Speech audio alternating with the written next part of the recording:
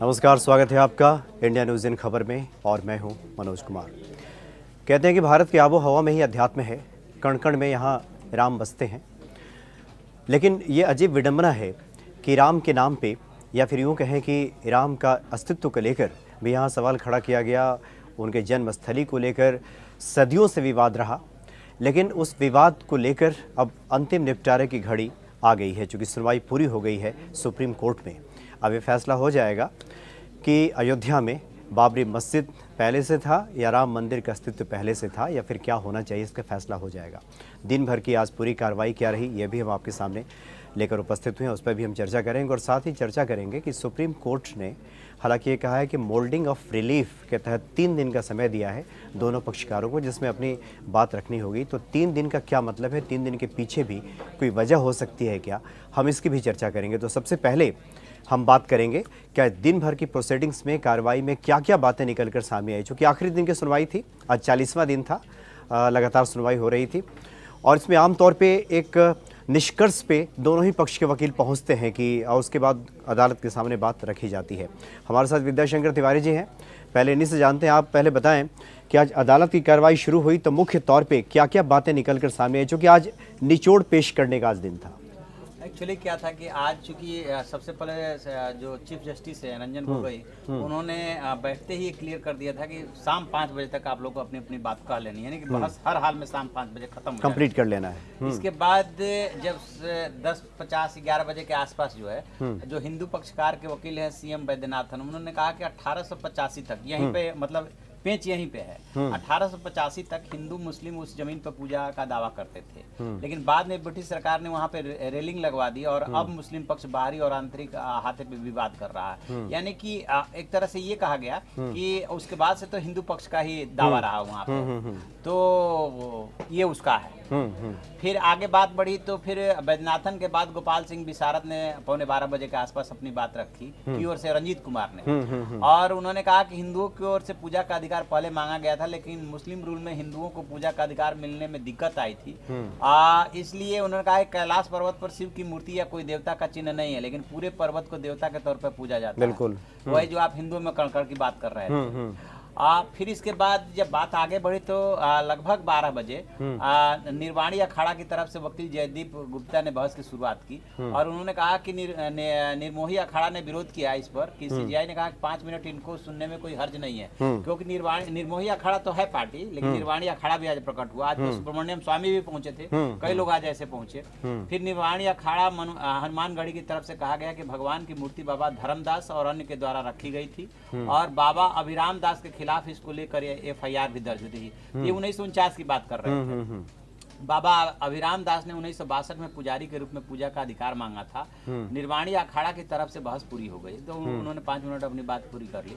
इसके बाद 12:07 पे जो हिंदू महासभा की तरफ से विकास सिंह पेश हुए, यहीं से मामला गरमाया जी। और उन्होंने किशोर कुणाल की जो किताब है उसको रिकॉर्ड पे कोर्ट के समक्ष रखने की पेशकश की। मुस्लिम पक्ष ने इसका विरोध किया क्योंकि वो जान रहे थे कि किशोर कुणाल ने अपनी बुक में क्या लिखा है, और उन्होंने बुक दी और उसके बाद उसमें एक नक्शा था वो दिखाया। तो फिर जो क्या हुआ था कि उधर से जो वकील थे राजीव धवन मुस्लिम पक्षकार के, हाँ, वो कुछ पता नहीं अदालत में ऐसा माहौल बना कि इस नक्शे का हम क्या करें। उस पर CJI ने कोई कमेंट किया कि आपकी जो मर्जी है सो करें। उसके बाद उन्होंने उसको फाड़ दिया। तो वहां से फिर जो है माहौल गर्मा गया। फिर जैसे तैसे CJI ने इस पर नाराजगी भी जताई, मामला फिर आगे बढ़ा और फिर भगवान राम के जन्म स्थान का सही लोकेशन है, मतलब विकास सिंह ने ये बात रखी और फिर धवन ने इसका विरोध किया कि इसको मैं डॉक्यूमेंट नहीं मानता। तो फिर विकास सिंह ने कहा कि आप नहीं मानते, इससे क्या फर्क पड़ता है। खैर उन्होंने नक्शा फाड़ ही दिया था उसके पहले। और फिर लगभग 1 बजे निर्मोही अखाड़ा की तरफ से, वो निर्माणी था, ये निर्मोही अखाड़ा क्योंकि इसमें पार्टी है जिसको कि एक पोर्शन मिला हुआ है। सुशील जैन ने बात रखी। सुशील जैन ने कहा कि बाबर ने मंदिर गिरा करके मस्जिद बनवाया। 1885 से मुस्लिम इस मामले की सुनवाई करने को कहते हैं, लेकिन ऐसा नहीं है। 1858 1958 गवर्नमेंट ऑफ इंडिया एक्ट में ब्रिटिश सरकार ने बोर्ड ऑफ कंट्रोल समाप्त कर दिया था। ऐसे में अक्टूबर 1860 जन्म स्थान मस्जिद को ग्रांट देने का सवाल नहीं उठता, क्योंकि वो मुस्लिम पक्ष कह रहा है ना कि लगान की माफी और ग्रांट दिया गया था, उस आधार पर ये तय होता है कि हमारे पक्ष में मामला जाता है। फिर 1:15 बजे के आसपास यानी कि 1:17 पर सिया वक्फ बोर्ड की ओर से दलील शुरू हुई और उसमें कहा गया कि ये हमारा विवाद सिया बनाम सुन्नी बोर्ड को लेकर के है, इस पर सुन्नियों का तो दावा बनता ही नहीं है।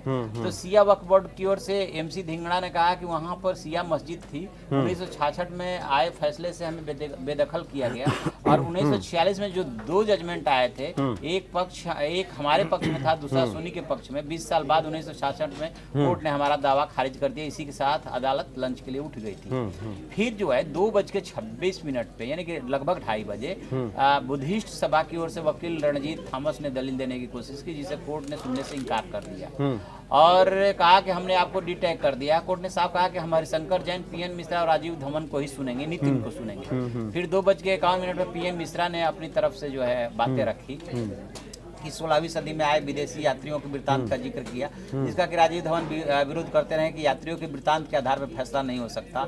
इसके बाद से 3 बजे के आसपास राजीव धवन ने मुस्लिम पक्ष की तरफ से बहस शुरू की। उन्होंने बोलने के लिए 1.5 घंटे का वक्त मांगा। धवन ने कहा कि धर्मदास ने केवल ये साबित किया है कि वो पुजारी है, न कि गुरु। इसके अलावा हिंदू महासभा की तरफ से सरदार रविरंजन सिंह और विकास सिंह और तीसरे सतीजा, चौथे हरिशंकर जैन ने सबूत दिए। इसका मतलब कि महासभा, उन्होंने ये तर्क रखा कि भाई महासभा 4 भागों में बट गई है क्या। फिर जो है इसी दौरान मतलब अभी बातचीत चली रही थी, राजीव धवन ने ये भी कहा कि ये जो उन्होंने कोर्ट में जो भी घटनाक्रम हुआ है वो कैसे वायरल हो गया। मैंने कोर्ट में नक्शा फाड़ा, लेकिन मैंने ये कोर्ट के ये जो इंटरेस्टिंग कोर्ट के कहने पे हमने ऐसा किया, उन्होंने इसको ऐसे तोड़ मड़ोड़ करके बताने की कोशिश की कि मैंने अपने मन से तो कुछ कहा ही नहीं, मैंने तो आपसे पूछा था कि इस नक्शे का हम क्या करें। उन्होंने कहा कि जो मर्जी है सो कीजिए, तो लिहाजा हमने तो आपके आदेश पे ही फाड़ा है। और जबकि ऐसे इसको प्रचारित किया जा रहा है सोशल मीडिया पर जैसे कि हमने पता नहीं क्या कर दिया। तो खैर अब यहाँ से बात आगे बढ़ी और फिर जो है राजीव धवन ने अपना पक्ष रखा और वो ये साबित करना चाहते थे कि सिर्फ जो यात्री यहाँ पे आए उनके वृत्तांत के आधार पे आप ये साबित नहीं कर सकते कि ये राम मंदिर यहाँ पे था।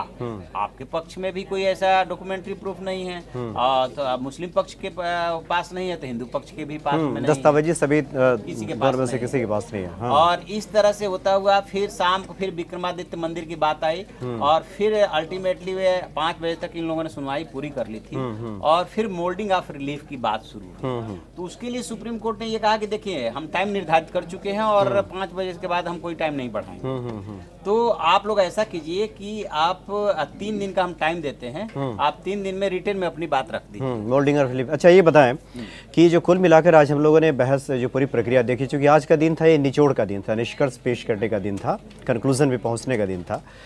अभी जो दलीलें दी गई हैं उस आधार पर तो ये साफ हो गया है कि किसी के पास दस्तावेजी सबूत नहीं था।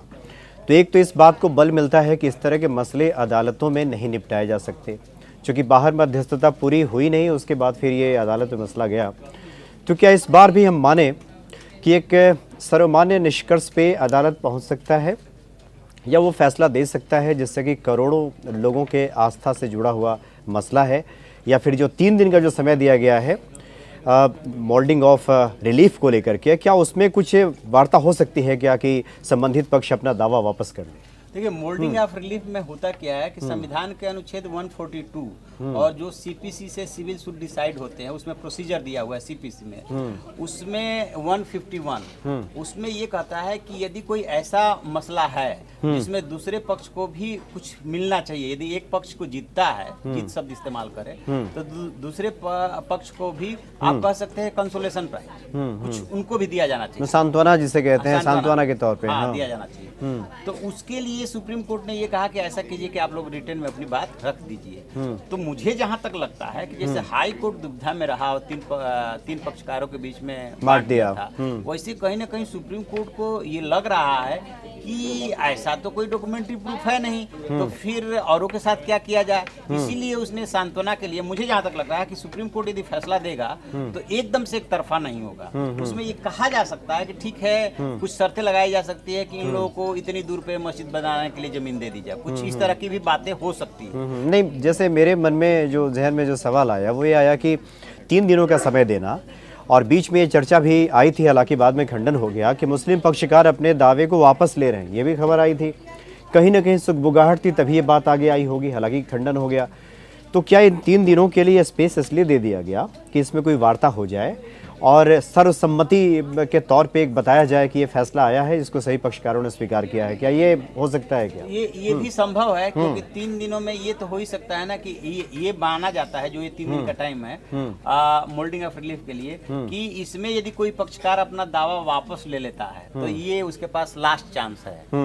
तो इसमें क्या है कि आपकी इज्जत बची रह जाती है कि हमने दावा वापस ले लिया था, सम्मान, सामाजिक सदभाव हमने प्रस्तुत किया समाज के सामने। तो ये 3 दिन का टाइम बड़ा क्रूशियल साबित होने जा रहा है, क्योंकि अभी भी खंडन के बाद भी एक बात आ रही है कि जो मीडिएशन के लिए कमेटी बनी थी वहां पे अभी ये बातचीत चल रही है कि क्या मुस्लिम पक्ष अपना दावा वापस ले सकता है, लेकिन जो उसने शर्त रखी है वो शर्त बहुत सख्त है और शायद हिंदू पक्ष इसके लिए तैयार नहीं होगा। वो ये है कि मथुरा काशी पे दावा छोड़िए, और दूसरा जो 210 मस्जिदें जो ASI के पास है उस पर भी दावा छोड़े।